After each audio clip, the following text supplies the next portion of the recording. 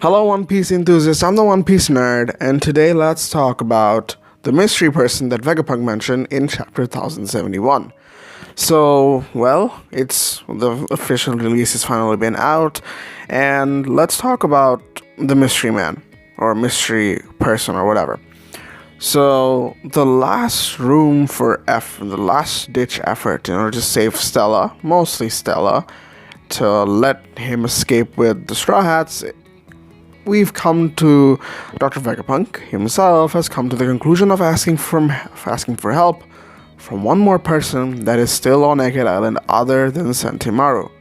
This brought up a lot of questions, initial thoughts, and well, I think I've got a few candidates. Before you move on, make sure to like and subscribe. It helps the channel out a lot. Now that you have, let's begin. So, a lot of people to mention, honestly. You could bring up a whole bunch of people that is likely. This could be someone random, completely random, or someone we know, or, I don't know, man. It could be anyone. But, point is, I think at this point in the story, it's unlikely we get introduced to a new character. Even if we do, I wouldn't particularly mind it. But let's just stick to the odds of it being someone we already know. The first person that came to mind when I read the chapter was Saul, although I disagree with this. Now, let's get a little bit more into this. Why do I think it's Saul and why do I think it's not Saul? First reason I thought it was because, well, Saul's been in hiding. The first person that Dr. Vegapunk mentioned who has been in hiding over the last 20 whatever years from the world government is Saul. And then again, he is the leader of the giant pirates. He is probably in Elbaf. I want him to be in Elbaf where Robin can meet him and have a proper conversation rather than having Robin meet Saul at a place where Saul basically has to again sacrifice himself. This is a concept I don't really like and I don't really appreciate. I don't think Vegapunk, I don't think Oda would go to great lengths in order to introduce someone into the story again, reintroduce someone into the story again, just for them to be used as bait, and we don't even get that closure that we expect from Robin. So all that emotion and then what we get the payoff for, just a reunion and a farewell once again. I feel that was completely unjustified, and I don't really think it's Saul. I'd rather want him to be in Elbaf. And it also goes hand in hand with the person that I want to be guarding for the final poneglyph. That aside, you guys let me know. I don't think it's Saul. Moving on to the next person.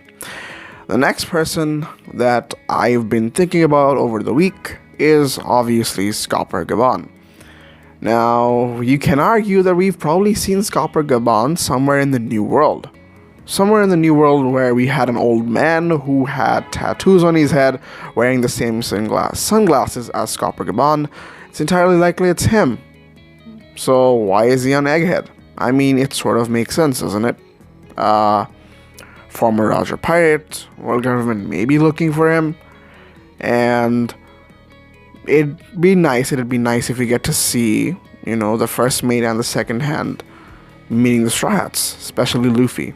We've seen Rayleigh, we've seen Shanks, we've seen Buggy, we've seen Crocus, and the only possible member who might be alive from the Roger Pirates is Scopper Gabon. I'm sure he's out there in the world, but in Egghead right now, that would sort of, bring back Rayleigh flashbacks, and considering how infamous and also relevant Rayleigh is at this point in the story, I wouldn't mind seeing another version of him.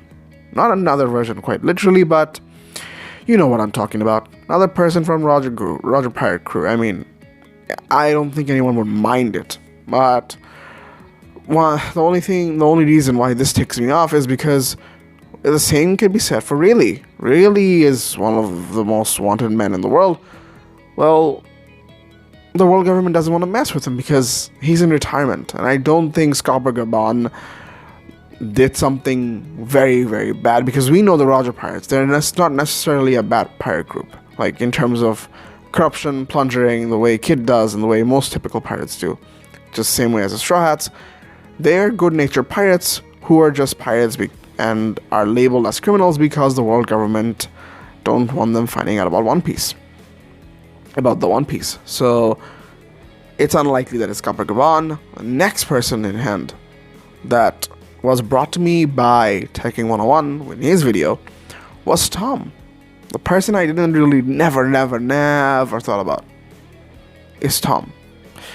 So Tom, you guys who don't know Tom is a shipwright of the Roger Pirate crew. He made the Oro Jackson. He is the mentor of Frankie and Iceberg. He was then, remember, in his lobby, he was sent to Impel Down in order for him to be executed. But, well, why would you... I mean, we've also speculated, since Oda has been doing this, reintroduction of characters that we thought were dead, the same way Saw was. I feel like, yeah, it sort of makes sense if it's Tom, because there was no confirmation of his death. The same way there was no confirmation of Saw's death, the same could be said for Tom. And we get two back-to-back, reuniting sort of thing with, like, Frankie in this arc, and considering how Egghead is supposed to be Frankie's thing, or, it's related to Vegapunk. Frankie looks up to Vegapunk, and now he gets to see his mentor, and the mentor that has literally shaped up Frankie, and he can now see Frankie in a place after 20 years or whatever, having a crew, making a ship of his own, and seeing how much farther he's come. So that would be very nice. The same can be said for Robin and for Frankie, and I wouldn't really mind it. It also makes sense because, remember, only reason why Tom had his fair judgment trial on him done was after he was done with the Sea Train. And considering, although he's infamous by creating the Oro Jackson, he is still a very important asset for science. For someone like Vegapunk, who is interested in science, who would go to any length in order to recruit allies, whether or not he's good or bad, if he can make use of him. So obviously Vegapunk got news that, hey, Tom used to be a shipwright, he's built the Sea Train, there's a lot more potential in him. He just somehow, influenced the world government to get him out of Impel Down, or maybe he just did it himself. He probably definitely didn't influence the world government, because then he wouldn't be in hiding. What I'm trying to say is, Vegapunk just pull out his own schemes. He's a scientist, for God's sake. He could just pull Tom out of the Impel Down and then suddenly knows that he's missing, and, well, now they're escapee from Impel Down, and now they're reuniting, whatever. But that was a good candidate. The final candidate I want to talk about is obviously the most famous one as of now. That is, it's the real Kuma. It's the real Kuma. Now, what does that mean? That doesn't really make much sense, though. I wanted to put Tom last, but I want to talk about this at last because I feel like it's entirely possible it'll happen. It's entirely possible that it will not happen. But I believe that if there's any logical deduction that I can make from this, it is definitely Kuma with his real body and his real mind. The only reason why Bonnie, Vegapunk refused Bonnie's, plead to make Kuma back to get Kuma back to normal is probably because there's no getting him back to normal. Kuma was supposed to be treated as a slave, as an experiment for the world government to create what we now know as seraphims. Well, you can't really do anything with that body because look at what's happening with him right now. He's in Malaysia destroying the Red Line. So that's insane. The point is, it's possible. Vegapunk's done brain work. I mean, he's basically divided his functions into other six different parts, and well, if he could do that, and then he made the Punk Records, where he wants to basically store the knowledge of the world, using it as a brain for the world. I feel like it's entirely possible that he could do the same thing with Kuma. Kuma just brain transplanting the shit out of him and, taking it to his real body and making a prototype or whatever.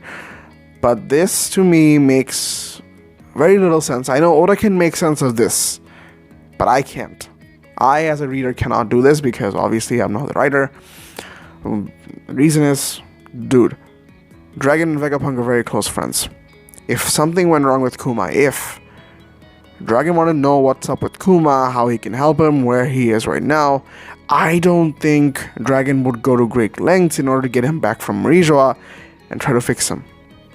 It makes no sense to me. And if it is a brain transplant thing, why wouldn't Vegapunk just say it to her? It's not like there's not any harm.